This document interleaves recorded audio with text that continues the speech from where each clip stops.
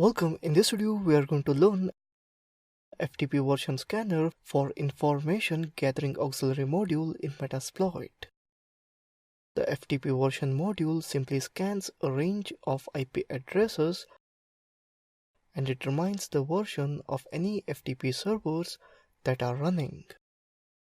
Let's open up terminal and load MSF console. Let's use module as FTP version. Type use auxiliary scanner FTP underscore version. Type info. Here you can see that module author, information and basic options.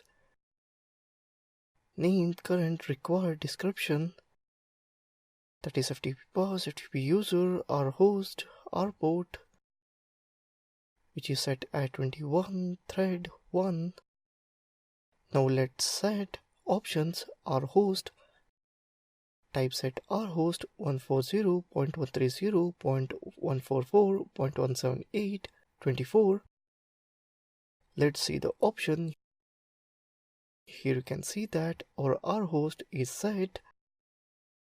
Let's set threads 55. Type run. Here you can see that it will display the versions and FTP banners.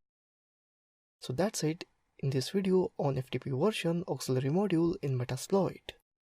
Thank you for watching this video.